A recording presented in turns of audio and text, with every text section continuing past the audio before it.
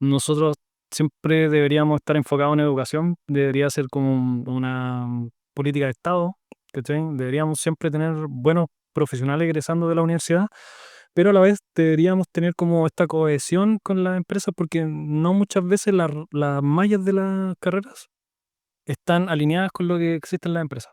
Necesitáis sí o sí puntos de vista distintos y tú puedes ser muy seco. Yo he conocido algunos casos que hay personas muy secas, pero no saben trabajar en equipo y eso les juega mucho en contra. ¿Cachai? Entonces creo que es una de las habilidades que uno debería tener en la carrera para desempeñarse bien en la industria. Sean todos bienvenidos a este nuevo episodio de Radio Computim. El día de hoy nos acompaña Jorge Luis Martínez. Jorge, adelante. Y nos acompaña Paulo Lara en este podcast. Hola, buenas. El día de hoy estaremos entrevistando a Jorge, que es un estudiante egresado de esta universidad y que actualmente se desempeña dentro de un rubro que él mismo va a pasar a presentarse de inmediato. Jorge, ¿cómo te sientes el día de hoy? Bien, bien, todo bien. Gracias por la invitación, gracias por el espacio. Me gusta conversar con los alumnos o en este caso, que sepan qué es lo que viene. Yo estuve ahí donde están ustedes sufriendo con los ramos, así que me Excelente. gustan estos espacios. Jorge, entonces nos gustaría igual que te presentaras, nos digas quién eres, a qué te dedicas actualmente, em, lo que tú quieras mencionar, eres libre en este momento. Perfecto. Bueno, mi nombre es Jorge Martínez, soy egresado de la UCM, egresé el 2016, hace unos cuantos añitos ya, así que tengo alrededor de 8 años trabajando en industria, en distintas industrias. Partí como desarrollador web. eh, Uno siempre tiene como esa cosa en la U de querer salir a desarrollar cosas, entonces me dediqué como a web. Y después me di cuenta que iba a ser un boom el tema en ese tiempo era Business Intelligence. Entonces, ir un poco más allá en temas de Machine Learning, temas de datos, fue como el puntapié inicial para poder dedicarme como al tema de los datos. Entonces, dejé el tema web y me dediqué 100% a datos. Perfecto. Acá nos mencionaste dentro de lo que te enviamos para saber un poco acerca de ti antes de poder construir esta pauta, que tu cargo actual es Head of Data Engineering, ¿cierto? No sé si lo pronuncie bien en inglés, no quiero estar la cacha por ahí, pero y te dedicas actualmente a trabajar justamente en este rubro dentro de una empresa de micromovilidad en Londres. Sí, en las empresas de Londres. ¿Nos puedes contar un poco acerca de esto? ¿Cómo fue que llegaste aquí? Sí, mira, hace casi un año alguien me contactó en LinkedIn y bueno, me ofreció este cargo. Me pareció súper entretenido el negocio al que se dedican, que es micromovilidad. ¿Qué es la micromovilidad? Es como temas de scooter, por ejemplo, bicicleta eléctrica, todo lo que tenga que ver con la movilización de las personas, no en un ambiente cerrado como el transporte público, sino que tengan su propia autonomía. Esta empresa tiene como 4 o 5 años. Me contactaron para hacerme cargo como del área de datos y empezar a sacarle provecho a los datos en este caso. ¿Cachai? Porque los tenían, pero faltaba como. Estaban haciendo un buen trabajo, pero faltaba como un poquito más de empuje. Vale, perfecto. A medida que vayamos avanzando también nos iremos adentrando con Sí, bueno. preguntas específicas con respecto a esto. Entonces, Jorge, comencemos ahora con algunas preguntas con respecto a la formación académica y tus primeros pasos. Me gustaría que Paulo ahora continuara. Sí, yo quería hacer una pregunta respecto al tema de datos. Usted mencionó que empezó con desarrollo web, ¿cierto? Dime tú. Ah, sí, sí. Sí, Tú te. sí. Eh, durante su etapa universitaria, ¿cómo desarrolló el interés en datos? En datos, mira, creo que en el ramo de base de datos a mí me gustaba harto, aprendí bastante. Eh, Creo que ahí recién empezó el tema de los datos, porque aparte de estructurarlo, ¿Ya? ya sea crear una base de datos, guardar información desde un archivo web o guardar información de un sistema, también vi la posibilidad de que se podían explotar, o sea, empezar a sacar tendencias de los datos, hacer análisis de los datos, ocuparlos como fuente de información para predecir el futuro. Ahí entra la estadística por medio. Claro, hay mucha estadística entre medio. Entonces, creo que el abrir ese campo desde no solamente en base de datos duras, abrirlo un poco más ya a analizar y ocupar matemáticas y ocupar cosas de otros ramos, por ejemplo, no sé, de cálculo, de álgebra, eso, como hacer esa intersección a mí me pareció bastante interesante. Así que por eso comencé a dedicarme al tema de los datos. Y dentro de ese rubro, ¿con qué herramienta utilizaste durante esa época universitaria? Habían unas cosas que eran como una herramienta que se llamaban Pentaho, por ejemplo, que era como para hacer eh, la parte de ingeniería de datos. Entonces, con Pentaho tú te conectabas a ciertas bases de datos o archivos Excel, no sé lo que fuera. Entonces tú ibas ahí, haciendo pipelines de datos que se llaman, que es básicamente voy a una fuente, extraigo el dato, lo trabajo un poco, lo transformo, no sé, le quito los nulos, no sé, lleno lo que está vacío o whatever, y después eso va a otra base de datos. Entonces la idea era como construir una base de datos limpia donde uno pudiera... Hacer cálculo, análisis y todo eso. Exacto. Y para eso, claro, se ocupaba Pentaho, que era como algo bien antiguo, y después había otras herramientas como Nine y, bueno, y Python, que siempre se ha ocupado Python para eso. Desde siempre se usaba Python. ¿De la herramienta anterior de qué trata? Nine ¿Sí? también es como un Pentaho, pero un poquito mejorado. ¿En qué sentido? Trae un módulo, o sea, primero que todo trae una interfaz un poquito más amigable. Entonces, y como es drag and drop, o sea, tú puedes arrastrar como las cajitas Claro, e irlas uniendo, es como un poquito más fácil, más intuitivo. más intuitivo de trabajar, sí. ¿Y cuál cree que actualmente, además de Python, que ya se utiliza más en la actualidad, se sigue utilizando en torno de datos? ¿Ha habido un cambio de herramienta o se sigue manteniendo la misma herramienta que utilizó en su momento? Mira, yo en este momento, bueno, te voy a contar como desde la parte de Nime y de Ventajo. Era muy difícil, por ejemplo, compartir archivos o compartir los pipelines, los workflows que uno crea. Entonces, ahora están saliendo nuevas herramientas que te permiten, por ejemplo, conectar GitHub a estos pipelines de datos para que sean accesibles por todo el equipo. Claro. ¿Cachai? Hay una que se llama Mage, Ah, que no está tan de moda, pero creo que en algún momento va a estar de moda. Y te permite hacer eso, te permite conectar una cuenta de GitHub. Entonces tú creas tu pipeline, es muy low cost, o sea, tenés que programar poco. Es más que nada armar la arquitectura primero, programáis un poco, después lo subí a GitHub y ya disponible para el equipo. Entonces podéis tener ambientes de desarrollo, de testeo, un staging, entonces es muy fácil moverse entre ambientes. Y bueno, la clásica, la que más se usa una de las que más se usa en la empresa es Airflow. No sé si han escuchado de Airflow. pues una Airflow. Sí, Airflow es Airflow. como bien utilizado y casi siempre te lo piden en la empresa.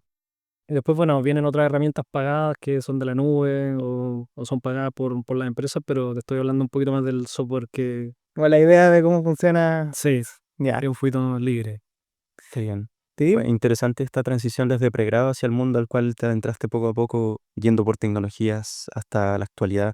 Sabes que también queríamos abarcar un poco temas con respecto a tu evolución profesional. Hay una pregunta acá que con respecto a lo que nos escribiste, has trabajado en industrias como educación, retail, consultoras. ¿Cómo fue para ti este proceso de pasar una por una en cada una de ellas? Y así también que nos cuente un poco desde tu experiencia hacia aquellos estudiantes que el día de mañana egresarán y quieren adentrarse en alguna de estas, disculpa. Mira, las transiciones para mí en particular han sido sencillas porque yo me enfoco más en la tecnología que en el negocio en el que estoy trabajando. Entonces, lo principal, yo les diría que si ustedes quieren hacer un path de carrera o quieren trazar un camino en alguna industria, no tengan miedo como a ir explorando si cambian de consultora, si cambian de educación a retail, si cambian a salud, cosas así. Porque en realidad la tecnología es la misma, se va manteniendo. Hay muchas empresas que trabajan con las mismas tecnologías, por lo tanto, lo único que tenéis que aprender son los problemas que tienen las empresas y los negocios. ¿A qué me refiero al negocio? Por ejemplo, qué tipo de métricas usan ellos para calcular cosas, no sé, el revenue, cosas con clientes, todo eso, a eso me refiero con el negocio.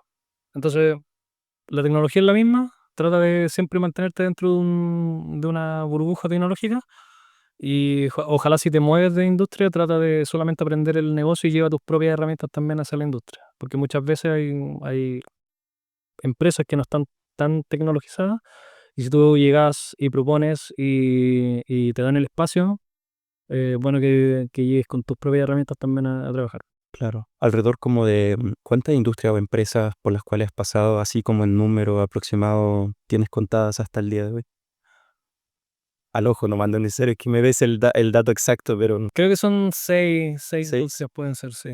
Tienes bastante experiencia con respecto a eso. Entonces, bueno, quería consultar que el día de hoy, de hecho, tuvimos una charla con unos invitados profesionales que trabajan para la municipalidad, que fueron durante la clase de sistemas de información con el profesor Marco Toranzo, en donde nos dieron a conocer algunas habilidades externas que como profesionales íntegros debemos desarrollar el día de mañana para poder adentrarnos más en el mundo laboral. Una de estas habilidades que por supuesto más llama la atención y que a día de hoy, además de las habilidades comunicativas que son clave, creemos que puede ser también el trabajo en equipo. Y asimismo también quería consultarte qué tan significativo ha sido para ti el trabajo en equipo bajo la perspectiva que abordaste en cada una de estas industrias a las cuales te eh, fuiste perfeccionando poco a poco en tu camino. Mira, el trabajo en equipo es como lo principal, yo diría, dentro de lo que uno hace o sea, cuando uno llega a la empresa, entra a un equipo con personas nuevas, eh, vas a tener problemáticas probablemente, vas a tener que adaptarte al equipo si es que estás recién entrando, eh, pero creo que es lo principal. ¿Por qué? Porque necesitáis sí o sí puntos de vista distintos y tú puedes ser muy seco. Yo he conocido algunos casos que hay personas muy secas, pero no saben trabajar en equipo y eso les juega mucho en contra. ¿Cachai? Entonces creo que es una de las habilidades que uno debería tener en la carrera para desempeñarse bien en la industria. Eh, Saber manejar equipos y saber entender qué es lo que quiere el otro y no tomarse las cosas personales, porque obviamente como son industrias, están en busca de crecer o están en busca de desarrollar algo. Puedes tener roces, puedes conocer gente muy buena onda y puedes conocer gente que a lo mejor es un poco más introspectiva, pero uno nunca tiene que tomarse en lo personal y siempre tiene que trabajar como en pos del equipo. Claro. Y bajo esa perspectiva también es necesario a veces realizar constantemente una autocrítica. Y con respecto a esto, ¿qué habilidad crees tú también que, además de la que ya mencionamos, pueda ser necesaria el día de mañana desarrollar, ojalá antes de entrar al mundo empresarial, y que tú creas que sí o sí, por ejemplo, para mí una de las más importantes puede ser desarrollar tus habilidades comunicativas, las tan mal llamadas habilidades blandas que todo el mundo habla? Es que hasta cierto punto es como lo fundamental actualmente cuando quieres hacer ingeniería o desarrollo de software web, pero a la vez lo más difícil que uno lo tiene que desarrollar no solamente en clases, sino que con el tiempo, con distinta experiencia, trabajando en harta instancia. Sí, bueno, así mismo desde tu mirada, ¿cuál crees tú un esencial que digas, sí o sí tienes que tener esto bien dominado como para el día de mañana realmente avanzar, trabajar y colaborar en equipo? Eh, Creo que una de las principales, como les dije, es no tomarse las cosas en personales. Uno tiene que ser súper autocrítico también con el trabajo que hace. Y la comunicación asertiva que de repente por ahí se escucha, tiene que ser puesta en práctica en los equipos, porque tú no podés llegar y decirle, oye, compadre, esta weá está mal. Como que tenés que decirlo como desde otro ámbito, porque en realidad uno nunca sabe lo que está viviendo la otra persona. Ya. Y es un entorno laboral, entonces a mí me ha tocado muy buena onda generalmente en los equipos, siempre. Con las empresas en las que he estado siempre hay un buen equipo, pero he tenido otros amigos, compañeros, no sé, que me han dicho que de repente han tenido roces con gente, entonces lo importante es ser asertivo, eh, saber comunicar bien tus ideas y y siempre enfocarte en que tú estés trabajando para un fin. Entonces, la idea no desenfoque, es como ¿qué estoy haciendo? No estoy desarrollando por desarrollar, sino que estoy desarrollando para algo, ¿cachai? Como que eso tiene que tener un sentido. Y todos están en común con esa idea, entonces Sí, tienen que aportar a su manera y con su mundo cada uno. claro, cada uno aporta con su visión. Probablemente ustedes no, cuando trabajen no van a trabajar solamente con desarrolladores, sino que van a trabajar con diseñadores, managers, product owner, QA, no sé, distintos perfiles que cada uno va a aportar desde su trinchera. Entonces, Es bueno tener Claro. como la mente súper abierta en ese tema. Me imagino que asimismo también te ha tocado liderar equipos de trabajo, ¿cierto? Sí, sí, un par de veces. ¿Y qué destacaría frente a esto como habilidad esencial para el liderazgo? Mira, yo lo voy a, lo voy a plantear desde el otro lado. Antes de como tomar el liderazgo de equipos, siempre también fui liderado por alguien desde que empecé. Entonces, de que siempre he escuchado críticas de desarrolladores y cosas así, que es como el famoso micromanagement. Entonces, yo traté de evitar el micromanagement cuando llegué como a un cargo de liderazgo porque en realidad uno tiene que confiar en la persona. O sea, si tú estás liderando a alguien, tenés que confiar en esa persona, tenés que darle confianza, tenés que darle el espacio para que se desarrolle. ¿Y qué es lo que a mí me tocó en algún momento? Eh, Eso quise aplicarlo también cuando me tocó con estos cargos nuevos. Con micromanagement te refieres como a veces dejarte algunas tareas más para ti porque crees que tú puedes ser mucho más efectivo en esto o No, en algo por realidad el estilo. el micromanagement es cuando tú estás encima de la persona diciéndole cómo va, ¿cachai? Ya entiendo. Oye, ¿cómo va? Oye, tenía esto, oye, falta esto, no sé. Y en realidad al final lo estás apretando y le estás quitando tiempo de desarrollo porque no es como llegar y yo me siento en la silla y desarrollo de una. Sino que tengo un espacio, una media hora en que estoy perdiendo el tiempo, estoy procrastinando y de repente como que se me enciende la luz y estoy 4 horas programando. Mm. Entonces, si tú estás así cada 2 horas preguntándole cómo va o qué está haciendo o no sé, le quitáis el espacio, le quitáis como el momentum a la persona para que pueda desarrollar. Y eso hay mucha jefatura antigua que todavía no lo entiende, po. Como que a las 8 de la mañana tiene que estar un reporte la cuestión, pero ese reporte no le sirve a nadie. Ah, Eh, a eso es lo que me refiero con micromanagement. claro, se Por entiende. encima de la persona. Yo quería hacer otra pregunta, pero por supuesto, Pablo, creo ahí te vi anotando algo, no No, sé si... no, ya lo había preguntado por si acaso. Ah, ya lo había Sí. ya, perfecto. No, es que respecto también al trabajo en equipo, todo este tema de liderazgo, me imagino que has trabajado tanto en equipos distribuidos como a su vez multiculturales. Dentro de esto, ¿cuáles crees tú que fueron tus principales desafíos y cómo los afrontaste para poder salir adelante con estos proyectos? Y por supuesto también nos gustaría que nos contaras a cuánta magnitud has llegado a tener equipos de desarrolladores en tu mano y básicamente todo lo que has hecho hasta ahora, pero eres libre, adelante. Cuéntanos la experiencia que tú desees. Ya. Mira, en realidad en temas de multiculturalidad o sea, he tenido la suerte de trabajar con personas de muchas partes del mundo, Estados Unidos, de la India, de Europa, Latinoamérica, muchos países también, y todos tienen su propia cultura y su propio, no sé cómo decirlo, su propia idiosincrasia, en donde tú puedes decir una palabra mal y alguien se lo va a tomar mal, o tú puedes decir algo bien y bacán, está todo perfecto. El inglés es súper importante si es que ustedes quieren desarrollar como una carrera afuera. Esto quiere decir que se van a topar con personas que no hablen tan bien inglés, que se van a topar con personas que su acento es muy extraño y al principio no van a entender. Entonces, una de las cosas que a mí me costaba en un comienzo era como acostumbrarme al acento de las personas o a la manera de ser de las personas. Hay países en donde las personas son súper frías y es como, tu trabajo es así y listo. No pasa nada, ¿cachai? Pero hay otras que tú te puedes quedar conversando 1 hora y está perfecto. Entonces, en temas de multiculturalidad yo creo que aporta mucho el equipo. Aporta bastante. Por lo mismo que decía antes, si tú trabajas en equipo, tenías otros puntos de vista, tenías otros problemas que pueden surgir, tenías otra idea, y siendo estas personas de otros países, vienen como con otra crianza, otra realidad en este caso en su propio país, y eso ayuda un montón al equipo. Perfecto. Muchas gracias por tu respuesta realmente.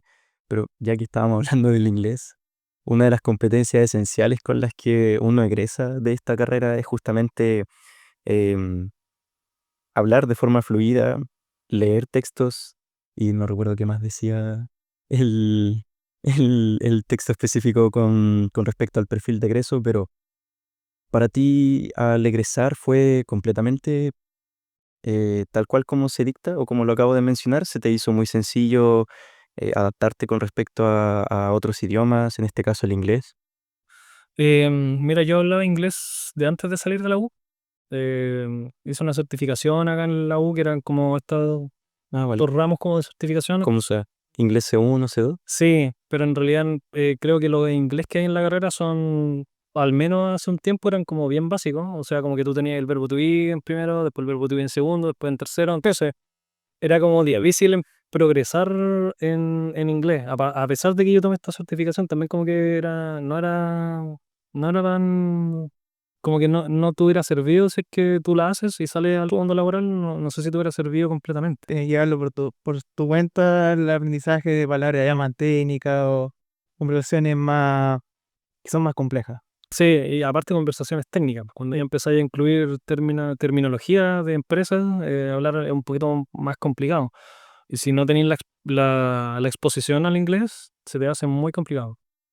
En este caso, claro, aprendí solo, pero al llegar a la empresa y tener la exposición, empecé a darme cuenta de ciertas falencias que tenía. Que eran, no sé, me faltaba vocabulario, a lo mejor quería decir una idea, pero no podía como traspasarla bien, ¿cachai? Era súper complejo y es un tema de práctica solamente. Entonces, si ustedes saben inglés, si a ustedes les gusta y quieren después trabajar como empresa del extranjero, les recomiendo empezar a tener exposición, ya sea hablando con sus amigos, hablando con alguien, informalmente y técnicamente, y eso les va a ayudar bastante a engrasar el inglés, porque de verdad que es un poco complicado cuando tú decís, ya, vamos a tener una entrevista en inglés mañana, y tú estás, ya, vale, sé inglés, pero llega allá y te empiezan a preguntar cosas y cosas, y tu idea no se da a conocer bien cuando habláis, ¿cachai? Como que hay ciertas técnicas para manejar eso, pero es ideal que ustedes ya empiecen a tener exposición al inglés. Jairo, eh, ¿tú has practicado hablar en inglés en algún momento? Sabes que tengo una amiga que es de bioingeniería médica, con la que a veces en el chat de Instagram intentamos tener conversación en inglés. Muy rara vez nos mandamos audio así en ese estilo y creo que una vez intenté tener una conversación con ella y ella demasiado está a otro nivel. Entonces, me pasaba que al intentar completar oraciones me quedaba divagando porque trataba de alguna u otra forma Buscar una palabra que te calma. unir palabras exacto y muchas veces los sinónimos no lo tengo tan arraigado en el momento o repito demasiado algunos conectores y que no es la idea porque es como si estuvieras hablando con la Y todo el rato si estuvieras intentando completar oración en español. Sí, igual en ese sentido, cuando tú trabajas con gente en inglés, no todos saben hablar bien inglés. Entonces, uno, a pesar de que pueda tener la exposición, igual que tiene que estar tranquilo porque está hablando con otra persona que tampoco es nativa en inglés, entonces Claro, Mm. se forma como un inglés así como bien sí, extraño. yo lo hacía con una amiga, yo cada cierto tiempo hacía lo mismo, hablar como en un momento en WhatsApp inglés, pero como los dos no sabíamos mucho cómo conversar en inglés, como que cada uno se complementaba, como que Claro. faltaba algún error, lo corregía, se lo corregía uno al otro. Y otra cosa, yo intentaba tuitear en inglés y como nadie me ve, pues, ahí queda. Sí. Será buena para practicar en eso. Sí, igual cuando empecé con hablar inglés, intentaba traducir en mi mente las palabras que quería decir, pero eso está mal, pues como que uno tiene que no pensarlo, sino que decirlo de inmediato. Es Mm. como algo que se va aprendiendo después con la práctica, pero no es como, ya voy a traducir esta palabra y la digo, la traduzco y la digo. Es extraño, como que hay que hablar, no, Vale, no pensar tanto. sí. Vamos a pasar ahora a conversar un poco acerca de algunos proyectos destacados, experiencias clave, que si bien ya nos has comentado bastante, en verdad, por lo menos en mi opinión personal, me sirve mucho, demasiado escuchar experiencias ajenas para poder de alguna u otra forma ir colectando un poco de sabiduría poco a poco para el día de mañana enfrentar ciertas situaciones. Y queremos hablar con respecto a gestión, liderazgo dentro de tu rubro, ingeniería de datos principalmente. Aquí le quiero ceder la palabra a Paula. Eh, ya no me esperaba que me hiciera la palabra, a ver. Dale. Eh, a nivel, en un contexto ya internacional, em, en distintas empresas a nivel internacional, me gustaría que resumieras ya cómo es liderar un equipo de ingeniería de datos, pero me gustaría que se enfocara más temas técnicos? ¿Cómo funciona liderar un proyecto a nivel técnico? A nivel técnico, tenéis que ponerte de acuerdo con muchas personas, primero que todo. No es como llegar y programar algo, sino que Estructurarlo. hay que estructurarlo, hay que ver si es que la tecnología que tenemos es suficiente, si es que necesitamos nuevas tecnologías, si es que necesitamos comprar algo, necesitamos más gente. En realidad, estos tipos de proyectos siempre tienen que ir asociados a un fin, como les decía hace un rato. Entonces, este fin puede ser, ponte tú, no sé, tener más clientes en nuestra cartera o mejorar en 5% la plata que estamos ganando. No sé, como que tiene que tener alguna métrica o tiene que ser medible. Entonces, primer paso ese. Segundo es conversar con las personas con las que necesitemos, en este caso, para implementar el proyecto.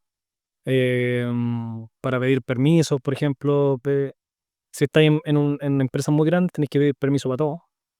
Tenéis que pedir permiso para acceder, tenéis que pedir permiso para, no sé, con el equipo que estéis trabajando, tenéis que pedir recursos, o sea, pásenme máquinas o pásenme, no sé, una cuota en la nube o pásenme créditos, cosas así. Entonces, de ahí empieza a bajar un poco el tema. Ya, como que la planificación del proyecto como tal es como casi lo último, sino que casi siempre tenéis que ir a preguntar y enfocar el proyecto, ¿cachai? Como que tú no podías armar como algo muy grande, siempre tiene que ser bien enfocado, ¿cachai? Em, si es que es muy grande, tenéis que dividirlo en partes, Mm. ¿cachai? Eso es más que nada antes de empezar a programar, se planifica, se estructura, luego se arma como una arquitectura de datos, en este caso, como estamos conversando de datos, armáis la arquitectura, veis si es que contáis con la tecnología y con las personas y vais organizando los equipos. Asignando tareas para cada uno. No tareas, claro. Ya. Y en realidad el que está al medio, el que está como liderando el proyecto siempre tiene dos caras, pues como que tiene que ir a presentar los resultados y también tiene que estar, ojalá, programando también. A mí me gusta, he tenido buenos líderes como en mi carrera que han programado casualmente, entonces como que entienden que si yo les digo, puta, me va a demorar 2 días es porque realmente me demoro 2 días, no, porque no sé, pues, hay personas que te pueden decir, me demoro una semana, pero en realidad es cambiarle el color a un botón y ahí está Podría ser yo. sin ningún peso. Y ahí está mal, porque Para centrar el div. claro, De un mes, más o menos. para censurar el beat. Entonces de ahí nace como la planificación y la gestión de los proyectos y de los equipos, ¿cachai? Esa es Mm. como la forma que yo al menos he seguido. Como un paso a paso estratégico con objetivo a corto y largo plazo. Eso. Sí, es básicamente lo que hemos estado viendo en los últimos ramos últimamente. Sí. ¿Cómo fue que llegaste a estar en tu cargo actual dentro de esta empresa de micromovilidad? Me refiero en base a entrevistas y asimismo también cómo ha sido tu estrategia, más que nada estrategia de vida, para ir abordando cada problemática que se ha ido presentando como tal, porque creo que dentro de los vehículos que mencionaste al inicio únicamente trabajas solamente con ejercicio, con vehículos eléctricos Con y sí, bicicleta y eléctrica. claro, y nada de combustión de algún otro medio. Vale, adelante. Eso tal. Me fui por otra pregunta al tiro. Sí, está bien. ¿Cómo llegaste al cargo? ¿Qué tipo de estrategia abordaste para mantenerte en todo esto? Ya, mira, yo estaba antes en Mercado Libre, ahí estaba como en un cargo senior de ingeniería, obviamente no tenía nadie a cargo, era yo como el que ejecutaba algunas cosas, o la mayoría de las cosas, pero sentía como que quería tomar decisiones, ¿cachai? Quería como decir, ya, loco, yo quiero hacer esto y por esto, por esto, por esto. Y no esperar como que alguien de más arriba me dijera, chuta, vamos a ver, no sé, ¿cachai? Como que cuando uno está o cuando empieza, uno tiene que andar como a las paradas de los jefes, ¿cachai? Entonces, el jefe el que decide, o el líder en este caso, o el arquitecto el que te dice, puta, sé que vamos a hacer esto y tú tenés esto, ¿cachai? Mm. Y si tú encontráis que lo voy a hacer de otra forma, o voy a hacerlo mejor, lo planteáis, pero generalmente como que no te escuchan mucho. Entonces yo quería como tener un poquito de voz de voto en las cosas que estábamos haciendo y decir, puta, esto está bueno, esto está malo, esto no lo necesitamos o esto no es prioritario. Entonces en base a eso como que quise armar como que siempre armé como un tipo de carrera en donde ir evolucionando de a poco, ¿cachai? En cortos años, pero de a poco. Entonces, no sé, yo duraba como 2 años en las pegas y me iba cambiando. Y eso me sirvió primero que todo para ir a como a nuevas industrias, pasar a otros cargos y aparte como ir elevando un poquito el salario. Esa era como mi estrategia. Entonces, cuando llegué al tema de liderazgo, me lo topé como de casualidad porque me entrevistó alguien, me mandó un mensaje y yo justo como que me había ido de Mercado Libre y llegamos a un acuerdo, cuáles iban a ser las actividades y bacán. Entonces, cuando tú vas a ir como de una empresa tan grande en donde todos te dicen qué hacer, a una muy chica, en donde tenías mucha libertad, como que cambia mucho el panorama. Y hay que saber adaptarse como a ese cambio. Entonces, ahora a ti nadie te está diciendo nada, sino que tú tienes que estar proponiendo constantemente. Ese es como el mayor cambio. Y me ha tocado también proponer cosas, proponer proyectos, armar equipos, proponer nuevas tecnologías, ¿cachai? Y eso es muy gratificante. Me llama un poco la atención todo este tema que nos acabas de comentar con respecto a las ciertas limitancias que suelen existir cuando llegas a una empresa nueva y obviamente bajo el mando muchas veces de alguien que en este caso puede ser tu superior, pero asimismo también nos gustaría conocer un poco cómo funciona dentro de esta empresa ciertos escalafones. Yo le llamo escalafones, no tienen ese nombre, pero digámosle, por ejemplo, ciertos departamentos y la conexión que existe entre ellos. Quisiera saber cómo se manejan los proyectos bajo los que trabajas y cómo de alguna u otra forma combinan tanto la parte de infraestructura, datos, en algunos casos me imagino que también machine learning. ¿Cómo pueden enfocarse principalmente en un único camino, siendo que hay muchos departamentos trabajando a la par? Ya, eso es un poquito difícil porque dependiendo del tamaño de la empresa, por ejemplo, si tú vas a una empresa grande, generalmente los que son gerentes o los que están más arriba son los que deciden los proyectos para el año.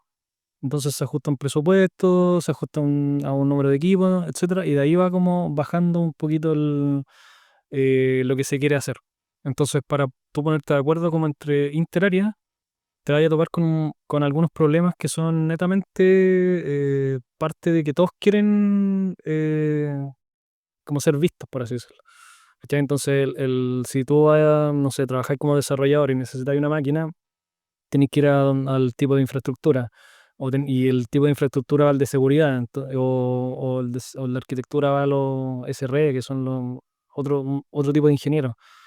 Entonces siempre hay como una pelea política en qué hago yo, qué presento yo y eh, hacer un consenso de todo eso es como lo más difícil. Eh, Depende de los equipos en que te toquen. A mí me han tocado unos equipos más o menos en algunas empresas grandes que en realidad estábamos haciendo como el día a día nomás, ¿cachai? Pero hay otros equipos que realmente quieren avanzar y no te ponen ninguna traba si es que tú querés pedir una máquina, si es que querías una cuenta de algo, si es que querías algo, yo te ayudo, vamos para adelante. Ese es como yo creo que si ustedes quieren como no pasarlo mal en la vida, tienen que buscarse un equipo así, como que igual uno se da cuenta al tiro con la gente que está trabajando, ¿cachai? Claro, Como que te das cuenta. como que desde el tono en adelante, cómo se refieren a ti y la primera impresión quizás puede valer un poco la pena a la hora de escoger el trabajo en equipo. Sí, sí, totalmente.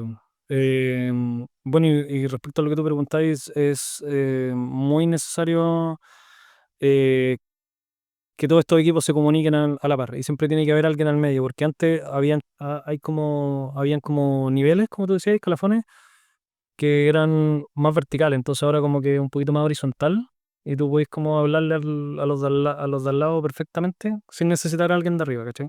Entiendo. Ese tipo de empresas son como las que más rápido desarrollan productos, ¿cachai? Porque te evitáis la burocracia, te evitáis el email, sino que vais donde el loco y le preguntáis algo y listo, y ahí se resuelve. Independiente si está como en una escala más arriba o más abajo, si tú te comunicáis bien y tienen un buen feeling, yo creo que se puede desarrollar muy rápido un producto. Es como lo que nos comentaba el profesor Ricardo Méndez en la entrevista que le hicimos con su forma de trabajar con su equipo de Rocket One, en base a como si fueran tribus de alguna otra forma, en donde vas a la carpa, no sé, pues, de la persona con más años en el rubro y le haces preguntas, pero con completa disponibilidad y sin tapujos al fin y al cabo. Sí, Y exacto. asimismo, como él mencionó, se avanza mucho más rápido y es lo que también el ejemplo que acá nos menciona Jorge.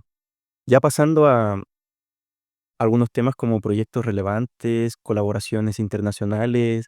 Paulo, me gustaría que me continuaras acá con las preguntas, si es que puedes, por favor. Ya.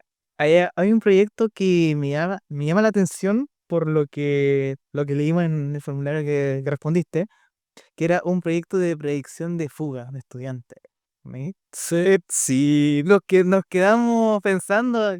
Cuando lo revisamos en conjunto, los dos quedamos, ¿qué es esto? ¿Cómo predicción de fuga? Así que me gustaría que pudiese explicar de qué trata este proyecto, cómo nació y qué herramienta utilizaste para hacer este proyecto. Ya. Este proyecto igual es un poquito antiguo, es como del 2017. Y era como de los primeros modelos que yo desarrollé. En realidad, la problemática que hay como en la universidad en Chile es como que en ciertas universidades, o la mayoría, desertan muchos alumnos en primer año. Y hay una tasa, es como el 30%, ponte tú, de los alumnos de primer año desertan de las distintas carreras. Obviamente en informática, güey, sea un poquito más, no sé. Depende cómo es cálculo 1, vamos a ver cuántos se salen de la carrera. Exacto, ¿cachai? Entonces hay ciertas métricas, hay ciertas cosas que ya están medidas. Nosotros, la idea de esta universidad tenía un 30% de deserción casi todos los años. Entonces nosotros queríamos entender o bajar un poco ese número de deserción, ¿cachai? Por último, si nosotros podemos llegar al 25, ya es bueno. Em, y había una cosa de esta universidad que en realidad no funciona como universidad, sino que funciona más como una empresa porque depende de un holding. Entonces, este holding era estadounidense y tenía bajo su ala tenía varias universidades. No solamente aquí en Chile, sino que tenía en Perú, en Sudáfrica, en Estados Unidos. Entonces, primero estaban compitiendo entre ellas, porque obviamente le asignáis más fondos a la universidad que le vaya mejor. Y esta universidad en específico tenía muchos alumnos vespertinos. ¿Cachai? Era como más un centro de formación técnica, universidad. Entonces, la idea de este modelo era bajar un poco la deserción de los alumnos y a la vez contribuir a que los alumnos se quedaran, como que duraran muchos años más en la carrera, interviniendo antes que se salieran. ¿Y cómo hacíamos esto? Em, ¿Cómo construir el modelo? Fui a buscar información del Mineduc, de tercero y cuarto medio, de todos los alumnos de Chile. eh, bu- y también teníamos información de los alumnos de, por ejemplo, aparte de qué colegio venían, de dónde venían, el grupo familiar, no sé cuánto ganaban per cápita en la casa. Teníamos un montón de información sociodemográfica para poder analizarla. Entonces, teníamos información cuando el alumno se iba a admitir, por así decirlo, antes de que entrara a clase. Después teníamos información cuando empezaban las clases y teníamos información a mitad de año. Entonces eran como tres modelos distintos. Más la información sociodemográfica, que era lo que te decía, de qué colegio venía, el puntaje CIMSE de los colegios, el puntaje de los profesores, y todo eso iba a una juguera y salía un porcentaje de probabilidad de que ese alumno desertara. Está interesante eso, no había planteado esa combinación de variables. Sí, realmente es que yo siento que es demasiado complejo si lo ves por el lado de que hay muchos factores influyentes, más que nada dentro del entorno sociocultural del estudiante que puede definir las probabilidades de si este estudiante continúa o no. No sé cómo lo hicieron, la verdad, más allá de lo que nos acabas de contar, creo que a lo mejor puede que no lo entendemos ahora, quizá en un futuro sí. Específicamente tú que quieres trabajar más con datos que yo. No, Pero, más o menos entendí la idea porque es una combinación de parámetros, de variables de distintos tipos. mm, Lo que me dio curiosidad, ¿la base de datos de estudiantes fue pública o tuvieron que solicitarlo? Nosotros tenemos acceso o teníamos acceso a todos los alumnos que se matriculaban y a todos los alumnos que iban a admitir. O sea, por ejemplo, la universidad iba cuando tú estabas en tercero medio o en cuarto medio a decirte, mira, te ofrecemos estos planes de estudio, te ofrecemos estas carreras. Entonces ya tenía ahí como información del alumno antes que llegara a la universidad. Ah, ya. ¿Cachai? Y después estaban las bases, pero no eran públicas, obviamente uno tenía que pedir acceso. em, y tenía que enmascarar los datos casi siempre. Claro. Entonces, por ejemplo, el root como es una variable como Es susceptible, sí. claro, tenés que enmascararla. Bueno, habían otras más, pero como te digo, teníamos eso, teníamos acceso a esas bases, teníamos acceso a bases del Mineduc y a otras cosas que por ahí salieron y eso lo metimos armamos un dataset, porque primero tú armas un dataset y ese dataset lo entrenáis, lo entrenáis, lo entrenáis con muchos algoritmos. Entonces Claro. teníamos como un benchmark que se llama, que es como una comparación de muchos algoritmos y después al final nos quedamos con el que rendía mejor. Claro. Ya, interesante. Dentro de los resultados, aparte de que te daba como un porcentaje como una probabilidad de que se fuera el alumno, también te daba las variables que más preponderaban en esa decisión. Entonces, ahí nos enteramos que todos los años eran casi siempre las mismas variables que predeterminaban que el alumno se fuera. Wow. ¿Entendiste? Sí, qué loco. Impresionante. Pero eso te lo da como el modelo después cuando te tira como el resultado. Entonces, tú puedes. Un algoritmo al fin y al cabo que construyen para tomar decisiones en base a eso. Claro, y como te da el resultado, tú puedes ir, por ejemplo, a admisión, o puedes ir como a las áreas de proceso y decir, mira, todos estos alumnos tienen probabilidad de irse, haz algo. ¿Cachai? Ofréceles cursos, ofréceles becas laborales, Claro.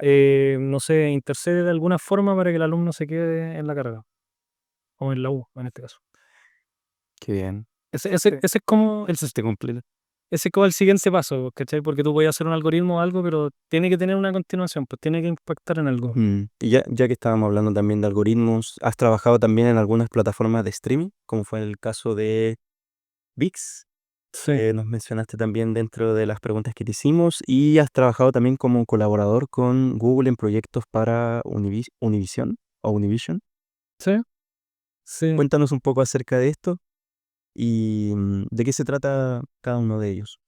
En realidad son los dos como que pertenecen al mismo proyecto. Univision, que es como una cadena de televisión de Estados Unidos, se fusionó con otra que se llama Televisa, que son como muy conocidas. Ya las dos se fusionaron y crearon esta aplicación que es como un tipo DirecTV Go, no sé cómo llamarlo, o HBO Max, no sé. Que es lo mismo, básicamente una aplicación de streaming con contenidos, con planes, y tú te suscribes a los planes, bla, bla, bla. Entonces nosotros trabajamos en la parte de arquitectura de los datos. ¿Qué significa esto? Que cada, cada acción que el usuario hacía, ya sea scrollear, quedarse mirando algo, qué series veía, toda esa información nosotros teníamos que procesarla de alguna forma para que llegara a alguna base de datos. Entonces nosotros construimos la aplicación en Google Cloud y para eso trabajamos con Google, con algunos ingenieros de Google que nos ayudaron a armar el proyecto y también el equipo que yo tenía al menos era súper seco, entonces armar esta arquitectura gigante que era una combinación de muchos elementos porque tenía gente de arquitectura, tenía ingenieros de datos, tenía de diseño, tenía QA, tenía gente los que se encargaban de crear como toda la arquitectura en Terraform, por ejemplo, SREs, tenía ahí Product Owners, Product Managers, entonces era un equipo tan grande como 40 personas, ponte tú, que la coordinación de eso fue caótica, pero a la vez muy bacán. Muy, muy bacán. De hecho, creo que ha sido una de las experiencias más completas que he tenido porque trabajé como en todo, en donde podía trabajar, trabajaba. Así que ayudaba como a los SRE, ayudaba en arquitectura, ayudaba en ingeniería de datos, presentaba también a los agentes de Estados Unidos, no sé, creo que era el vicepresidente de Univision. Le tuvimos que ir a presentar muchas veces lo que estábamos haciendo, entonces fue una pega muy, muy completa y con mucha tecnología como en conjunto. Qué bacán. Me parece interesante que haya, en este caso, Jorge, un exponente chileno representando en el extranjero, incluso en proyectos de tal magnitud dentro de pucha, colaboraciones internacionales. Yo, en lo personal, si trabajara en prensa, te habría hecho una columna hace rato, como a modo de entrevista, pero el día de hoy viniste a Radio Computima, así que bienvenido también. Yo- Pablo, ¿tú querías mencionar algo?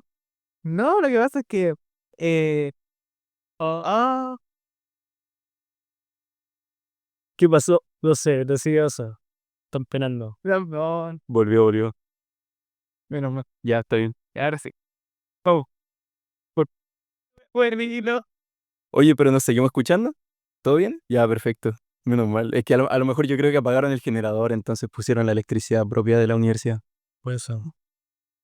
Que, Ya, bacán, bacán. que quede en la grabación porque quedó web. Adelante, va a quedar, va a quedar.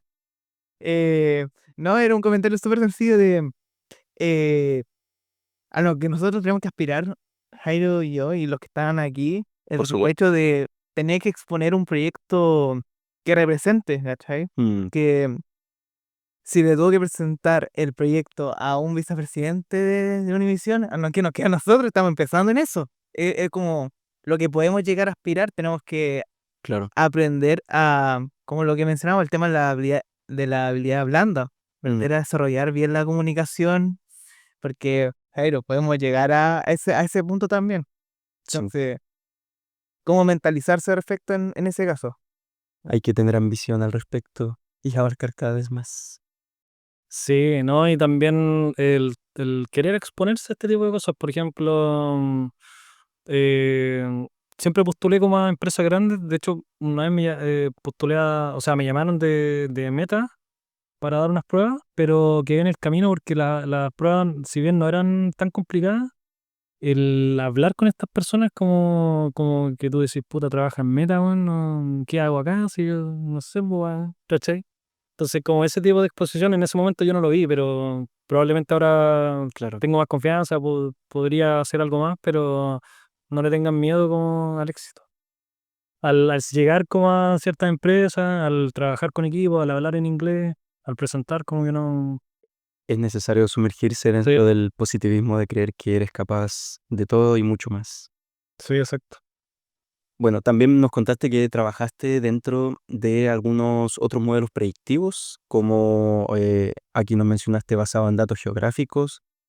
Nos gustaría igual que nos contaras un poco bajo qué contexto fueron aplicados y cómo fue el paso a paso para diseñar este tipo de modelos, que hoy en día me imagino que la demanda ha subido en parte. También nos encantaría conocer un poco acerca de esto. Si nos puedes mencionar, por favor. Sí, mira, es interesante trabajar con datos geográficos porque para mí fue súper extraño porque no lo había hecho antes. Y el dato como que funciona de otra forma.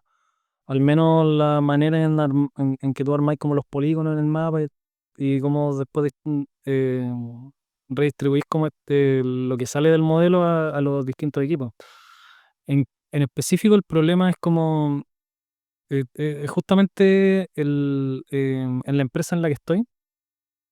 Hay un pequeño problema, por así decirlo, que es como de qué manera nosotros distribuimos las bicicletas en la ciudad.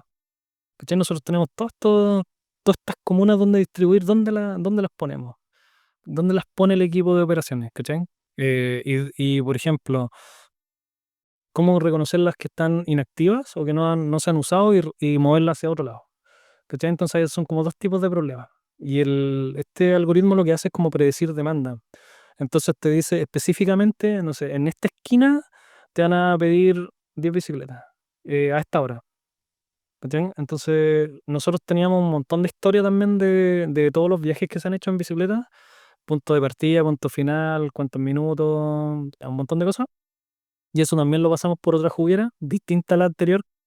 Es un modelo completamente distinto con otras características y podemos predecir de buena forma, tiene una accuracy muy buena, una precisión muy buena, que es en este punto, a esta hora, te van a pedir este tipo de bicicleta. Entonces con eso nosotros le decíamos al equipo de operaciones, ya chiquillos, hay que redistribuirse las bicicletas de esta forma, acá y acá y acá. ¿Cachai? Entonces el primer paso era crear el algoritmo y el segundo paso es implementar la solución dentro de una aplicación móvil. Entonces, en un tiempo más, en un par de meses, los chicos de operaciones, que son los que redistribuyen y hacen como las cargas de la batería, en este caso, como son bicicletas eléctricas, van a tener su propia aplicación donde ellos les va a llegar un mensaje, ponte tú, les va a llegar algo y les va a decir, puta, en esta esquina necesitamos 10 para 4 horas más, o en esta esquina Mm. necesitamos 15 para el otro día. Y eso es como un problema basado en demanda.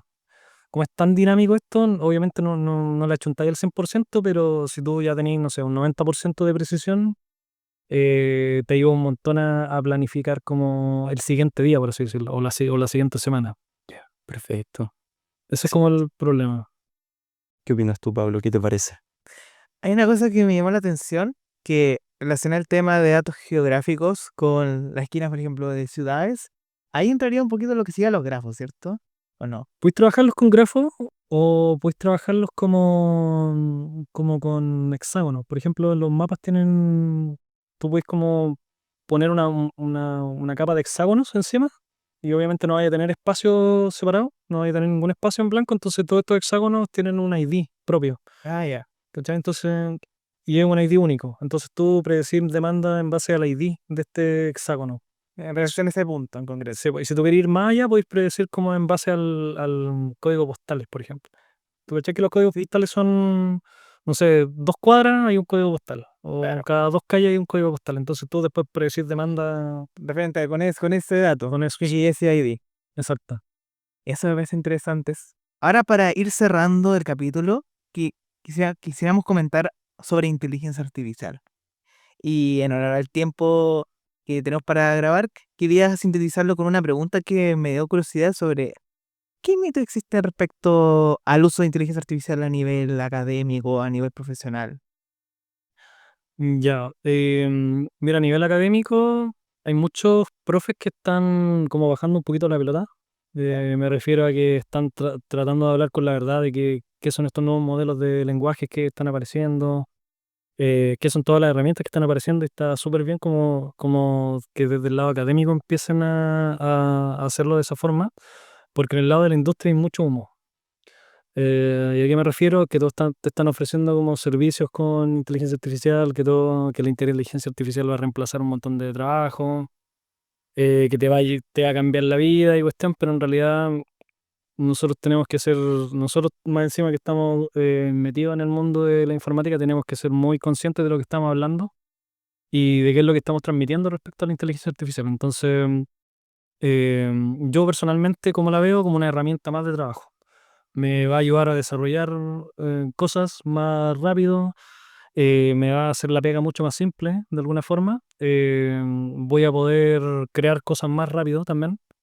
Obviamente no hace maravillas, pero tenemos que tener cuidado con esos mitos, como tú decías, que son, por ejemplo, nos vamos a quedar sin pega y bla, bla, bla. Yo creo que a lo mejor no es cierto, no creo que sea cierto, sino que tenemos que verla simplemente como una herramienta de trabajo más. Obviamente está súper potente, está súper utilizada, pero es otra herramienta. Igual como lo fue, no sé, Ventaja en su momento, como lo que hablé antes. Claro. Y normalmente los estudiantes lo usan para los ramos más complejos cuando tienen dificultades respecto a ciertos temas técnicos, no se entiende algún concepto, por ejemplo, en caso de cálculo, que la IA, por ejemplo, ChatGPT no es muy buena para hacer cálculos directos, pero para explicar conceptos ayuda mucho. Sí. Y me gustaría hacer la pregunta de ¿qué consejo le daría en ese caso para los estudiantes que están con dificultades respecto a ciertos ramos? ¿Cómo la pueden utilizar mejor? Además, además de utilizar la IA, ¿qué consejo le daría cuando están en una situación en que se sienten presionados o no saben cómo proseguir cuando en un ramo que se lo están echando en Ya. cierta medida? Eh, Mira, creo que estos modelos de lenguaje como ChatGPT, Gemini y cosas así te pueden ayudar un montón a estudiar. Hay que recordar que son probabilidades que están ocurriendo detrás de una máquina, no es como que te vaya a decir la verdad. Yo he escuchado mucha gente que le pide consejos, por ejemplo, a ChatGPT, y yo como, hermano, ¿qué te pasa? ¿Cachai? Ahora le estoy dejando al azar el consejo de la vida. Claro, finalmente te va a decir algo como interesante, a lo mejor, no sé, te va a decir algo como muy adecuado a lo que tú querías. Igual como que si alguien se va a echar el ramo, no sé, yo preferiría como que hablara con el jefe de carrera en vez de preguntarle algo a ChatGPT, ¿cachai? Claro. La manera de estudiar también te puede servir mucho porque te puede dar pautas, ¿cachai? Porque tiene un montón de texto por detrás que al final son probabilidades. Nosotros tenemos que recordar que son modelos predictivos que están trabajando sobre redes neuronales, por así decirlo. ¿Cachai? Pero es probabilidad detrás de todo. No es como que sea real. No es como que alguien te esté escribiendo desde el más allá dándote consejos, ¿cachai? Es como dejar tu vida a la suerte misma y al libre albedrío de la toma de decisiones de algo que Claro. No sé, no tiene... Claro, y no hay que creerle todo en realidad, porque de repente se equivoca. Claro. Por supuesto. Así que eso es como que lo miren como una herramienta más y no confíen mucho en lo que dice. Jorge, también con respecto a tendencias más actuales en el uso de inteligencia artificial, ¿hay alguna tecnología o inteligencia artificial de la cual utilices más seguido que tú recomiendas por sobre otras? Mira, yo estoy acostumbrado con ChatGPT, pero otros amigos trabajan con Cloud, Cloud AI. sí, Cloud AI, y tengo otros amigos que trabajan con Gemini. Y bueno, si queréis trabajar algo más local, utilizáis DeepSeek. Ah, DeepSeek. Sí, lo puedes instalar en tu máquina, lo utilizáis, como que no hay ningún problema en eso. Pero yo personalmente, por el tema del soporte, prefiero utilizar o Gemini o ChatGPT. Netamente por temas de soporte, ¿cachai? Ya, perfecto. Eh, tra- Como que podéis pedir una máquina en la nube que ya venga con esto integrado y es llegar y conectarse. Excelente. Y te soluciona mucho la vida para hacer estas cosas. Por ejemplo, hay una herramienta que se llama N8N, que funciona como un pipeline donde tú le das como los pasos a seguir y qué tareas tiene que hacer y en este caso la herramienta te va conectando como los puntos. Entonces, por ejemplo, tú puedes ir a leer a una base de datos, puedes tener dos agentes de ChatGPT haciendo cosas distintas y después puedes tener, no sé, envíame un mensaje a Teams, envíame un mensaje a Slack o envíame un correo. Como que esos flujos salen muy rápido en este tipo de herramientas, pero sí o sí vienen como con esteroides, con estos esteroides que le aporta ChatGPT, Cloud o Anthropic. Claro. Interesante. Por supuesto, así que se las recomiendo. Vale, muchas gracias. Voy a tomar nota de eso para hacer uso de forma eficiente, por supuesto, irresponsable. y responsable. Y O sea, asimismo también, bueno, queremos aprovechar esta instancia ya que estás acá para pedir algunos consejos, conocer algunos planes paso a paso que quizás por ahí pudiste tomar en algún momento como decisión en tu vida. Por ejemplo, ¿qué consejo le daría a los estudiantes que hoy en día se encuentran cursando ramos complejos? Tú principalmente que te has encargado de desarrollarte en esta área de la informática que a mi parecer es de completa, no sé, es demasiado difícil para mí poder dar entendimiento a absolutamente cada concepto de los que nos nombraste ahora, pero asimismo también me gustaría que nos dieras algunas recomendaciones, sobre todo como en base a tu experiencia, el plan paso a paso que crees tú que puede hacer un estudiante desde que egresa a si se quiere dedicar el día de mañana a Machine Learning, al Data Science o incluso a la ingeniería en datos, que bueno, es lo mismo, pero me refiero, creo que me logro entender. sí, sí, sí. Em, bueno, em, primero que todo, tratan de meterse desde ya en algún tipo de ramo de magíster. Yo al menos eso hice cuando estaba en pregrado. Em, Mira, si ustedes están interesados en esto, los que estén acá, hay unos ramos de magíster que ustedes pueden tomar. Eh, en vez de dar ciertas certificaciones, ustedes dan un ramo de magíster, se lo piden al profe y no sé, yo me enfoqué, por ejemplo, en inteligencia artificial avanzada, creo que lo da la profe Yarur, y di una cuestión de reconocimiento de imágenes. Entonces, como que desde ahí, desde esa base, ya empecé como a introducirme un poquito más en este mundo. Lo que viene después, como netamente, porque yo sé que en la U ahora no hay ramos como de Machine Learning, cosas cloud, cosas así, ¿cierto? No, yo creo que ya para eso hay que tomar el El magíster, magíster. tomar el magíster junto con la formación de pregrado. Creo que hay una conexión ya a partir del siguiente año. Sí, ahí van a ver, en lo electivo van a ver algunos ramos que pueden ser aplicables al magíster. Así es. Así que también para los estudiantes que aún no lo sabían y están interesados, pueden tomar el magíster de Ciencias de la Computación a partir del primer semestre del quinto año. No, no, No, no, no. No, no, no puedo confirmar esa información, pero sí pueden tomar el magíster en conjunto con su formación de pregrado y continuarlo luego. Sí, y como les dije, pueden hablar con los profes, pueden o sea, buscar consejos con los profes, con el jefe de carrera, con exalumnos también, para que puedan tomar este tipo de ramos que les ayude como introducción a Machine Learning. Lo que viene después como mucho estudio propio, ¿cachai? Ser bien autodidacta en este mundo Hay 1000 cursos en internet sobre temas de Machine Learning de 0 a 100. Tenéis Coursera, tenéis Udemy, tenéis cursos, hay gratis también, entonces es como que está toda la información ahí, uno tiene que solo recogerla. Y ojalá que cuando trabajen, si es que logren trabajar en algún tipo de industria o algún equipo de datos, traten de proponer ciertas cosas y de seguro alguien les va a ayudar. De seguro alguien le va a decir, puta, tu idea es súper buena, y tratemos de implementarla juntos, y uno como junior siempre tiene que estar escuchando nomás, no hablando tanto.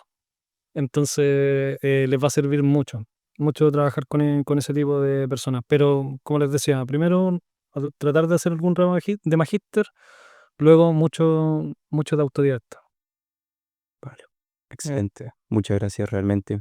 Ya para ir cerrando, debido al tiempo y porque debemos entregar las llaves de la sala de radio que nos facilita Dirección General Estudiantil, Por transparencia, aquí sí, para que sea transparente aquí, ¿cuál es el rol que crees tú que cumple la universidad para abrir caminos hacia la industria en los estudiantes con respecto a su formación o lo que tú crees o consideres importante?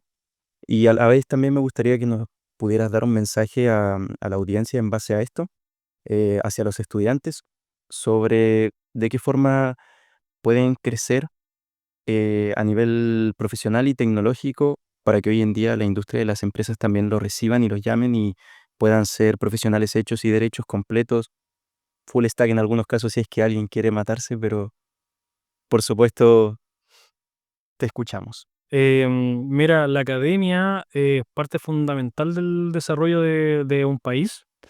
Nosotros siempre deberíamos estar enfocados en educación, debería ser como una política de Estado, ¿cachai? Deberíamos siempre tener buenos profesionales egresando de la universidad, pero a la vez deberíamos tener como esta cohesión con las empresas, porque no muchas veces las mallas de las carreras están alineadas con lo que existe en las empresas.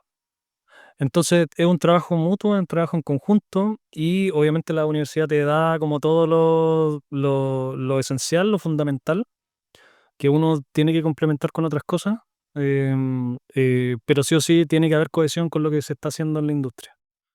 Y a los alumnos les recomiendo aprovechar bastante la etapa universitaria, métanse en lo que más puedan, métanse, o a ustedes los felicito por estar haciendo estas actividades, aparte de que tengan pruebas y estén hasta el loli a fin de semestre.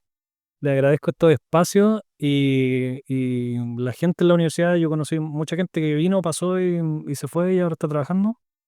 Eh, Me alegro que ustedes estén siguiendo como este camino de hacer más universidad, porque eso es hacer universidad.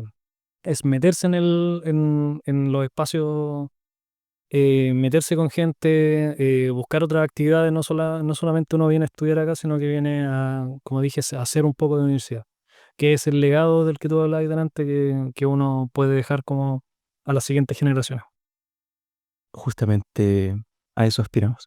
esperamos y Bueno, agradecemos, nos motiva eso para seguir haciendo estos capítulos. sí, esperamos que el próximo centro de estudiantes, si es que llegase a haber nuevo centro de estudiantes después de nosotros, pueda continuar con este tipo de instancias, porque al menos para mí, para Pablo y para el equipo de Radio Computín es bastante grato poder escuchar la experiencia de profesionales, estudiantes egresados de esta misma universidad, de esta misma carrera, así como también escuchar experiencias de aquellos docentes, profesionales que también se han desarrollado en otras em, áreas y que han llegado de todas formas aquí.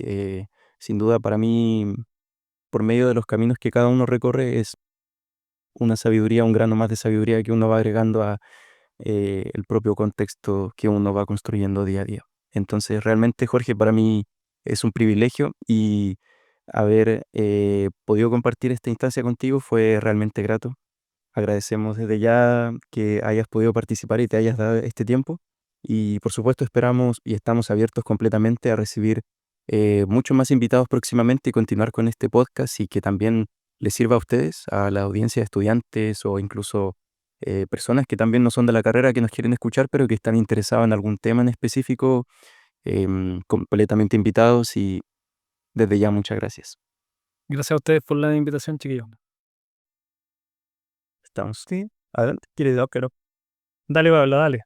nada, no fue un agrado poder conversar porque fue pues súper natural desarrollar todo esto porque a mí me interesa concretamente el análisis de datos. Desde que estuve en inferencia estadística, revisé todo el tema de estos cálculos de análisis y me llamó la atención.